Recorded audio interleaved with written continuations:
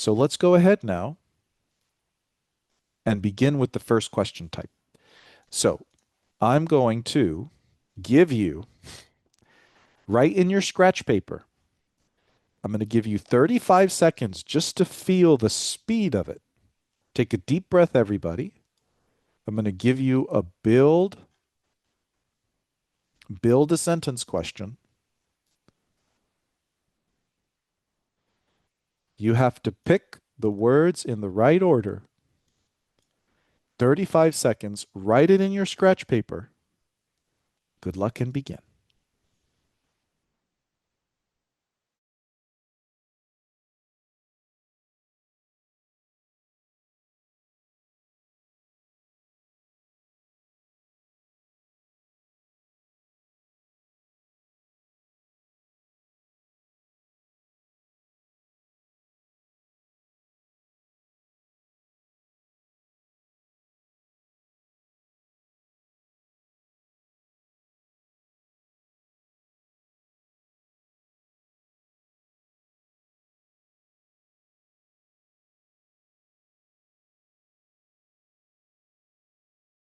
This is a somewhat tough question. So if you did it well, you're on the right track. So let's move through it.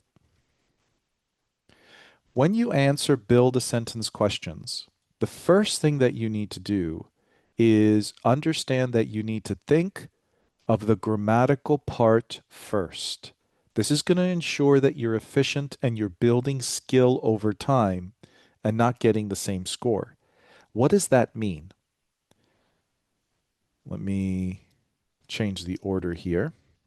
That means that you must memorize and deepen your mastery, that's what you're here for, of the construction of sentences and questions. Because most of the time you're constructing a sentence that is actually a question and sometimes a sentence. The question is because it's a little harder, so they tend to do that more. And for example, when you have a sentence, the fundamental grammar that you have to be aware of is noun, verb, noun, which is subject, verb, object. So if you see a sentence, you look at the words one by one, hunting for the noun, the subject of a sentence that makes logical sense. For example, he eats apples, right? Now, the next construction, and you see that most of them are this, that's why they like the questions because it's complex, but you have to memorize these basics, is that when you see a question mark, you actually have a few options. The first is auxiliary verb, noun, verb, noun. For example, does he eat apples? So when you see a question, you know you need a do, does, did, have, might, and will, all of these auxiliary verbs. And if this is unfamiliar to you, write it down, research it. You can always ask our AI trainers for help as you practice this. Now, the next kind of question begins with the WH, but you also have to improve your grammar with subject or objects because WH questions usually represent nouns. I say usually because when you use where or when, they can represent prepositional phrases sometimes. So you can have a WH that represents the object of a sentence, the auxiliary verb, which is usually do, does, did, the noun, and then the verb. So, for example, what does Tom eat? So, this allows you to hunt word by word and construct the sentence and then eliminate options that don't really work so that you're efficient, that you finish in 35 seconds with a repeatable ability. Another option is when WH is the subject. And so, this is where a lot of students get tripped. And so it's WH subject, verb, and then noun, that's the object. And that's who eats apples. Oh, well, let me just, for consistency, right? Maybe I can do something like that. And there's more to this because you have adjective clauses and adverb clauses, which I'll show you. So you got to think of the grammatical part first by looking at whether it's a question or a sentence. This is a question. And then your brain automatically thinks auxiliary verb or WH. Who, what, where, when, which, how, and why. So how sneaks in there. Then you hunt for it one by one, and you ensure the sentence makes sense as you build it because it's meant to follow another sentence. So there are other constructions you have to be aware of: prepositional phrases, adjective clauses, reduced adjective and adverb clauses, noun clauses, infinitives. So I'm just going to leave this on the screen, but this is a reminder that when you get a question wrong, because we're going to solve this together, it is an invitation to often a 2 to 4 hour deep study on what challenged you. Because if you just try another question, if you're struggling to improve, my experience is you keep making the same mistake. You'll keep forgetting the S's, the A and thes. You'll keep making this question is designed to test this ability. And so that's really critical. So let's look at our options now and construct it one by one. So the first one is you see, I'm going to go hiking at a nearby trail this weekend. And so we have 6 spaces with 2 words in there to construct the sentence, and we know we have a question. So immediately I'm hunting for the auxiliary verb or the WH. Have is an auxiliary verb. Have you eaten? Have you gone? Right? So an auxiliary verb also in this depends on the construction of the verb tense. For example, I am going. Are you going? Um, I have eaten a lot today. Have you eaten a lot today? So have not as a verb, like I have apples. Do you have apples? If this is confusing to you, again, it's an invitation of I need to study that to get better. So let's start. So first we have the have. And so that have we put where it belongs, right? And then after that, what do we need? We need a subject. And I'm going. So it makes sense that you say you. It's a following of the sentence.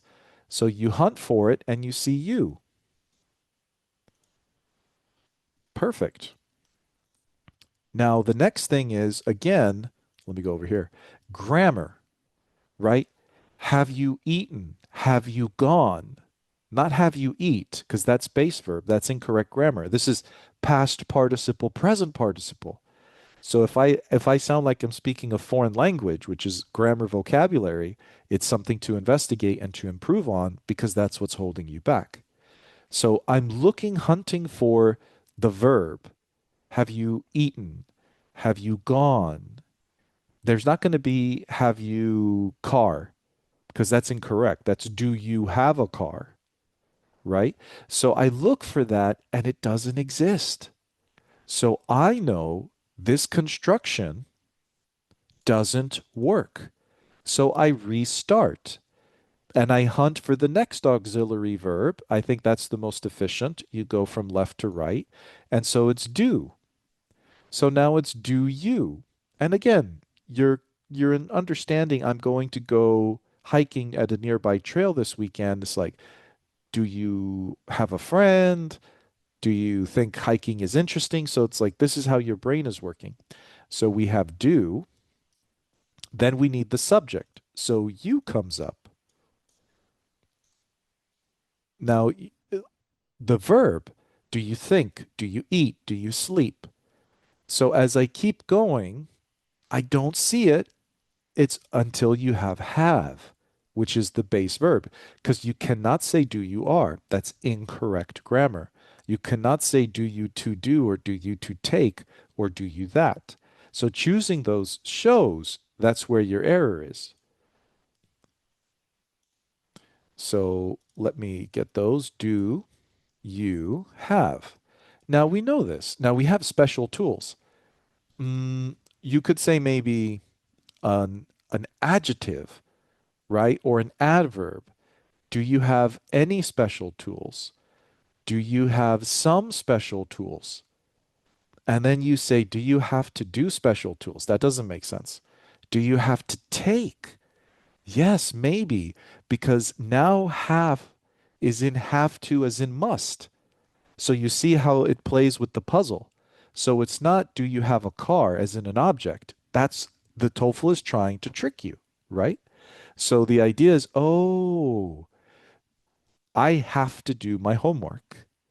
I have to go to the mall. I have to buy.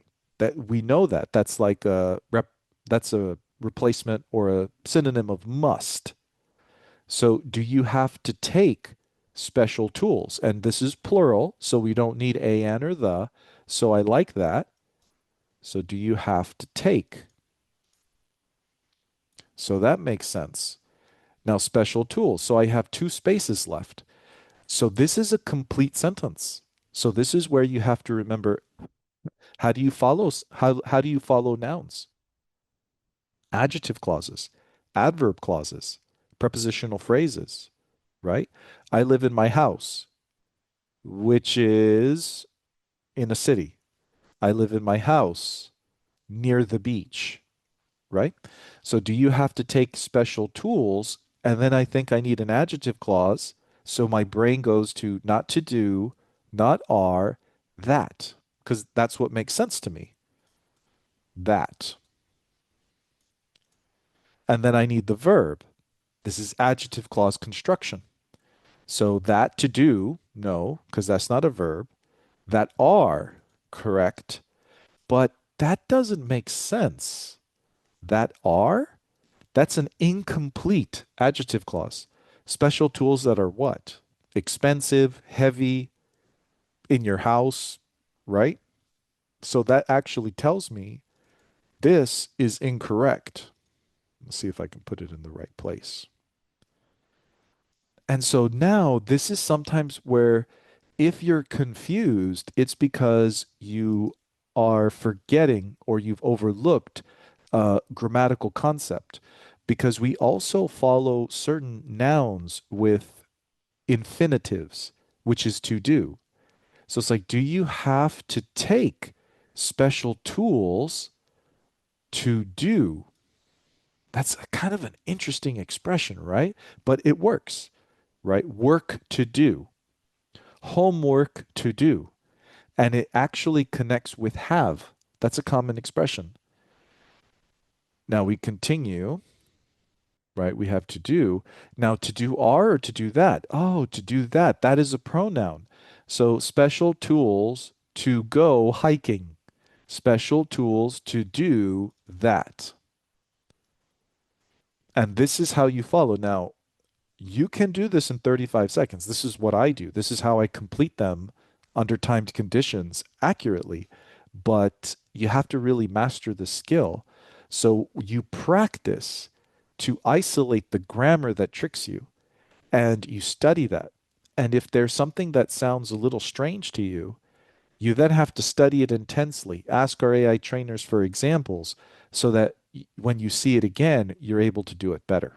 If you enjoyed this training and want more help with this question type and every other to get your dream score, visit thedreamtrainer.com, where we have training to teach you how to study to get maximum results before your next TOEFL.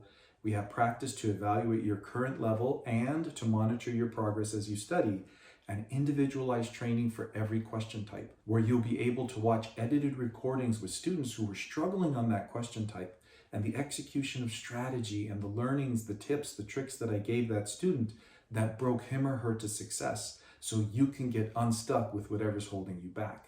In addition, for each question type, we have custom AI trainers which give you infinite feedback and practice so you can really feel yourself improve. And what's really special for those we're dedicated to helping, those of you who need top scores or maybe who have failed TOEFL once, twice, or even more, and you really have some stubborn habits we have to break through, is that within the course, you're able to schedule personal time with me as often as you need until we break you through to success. So I want you to feel this course is a partnership with me, guaranteed to get your dream score. So if that excites you and you want to work together to succeed, visit thedreamtrainer.com and we can start improving your score right now.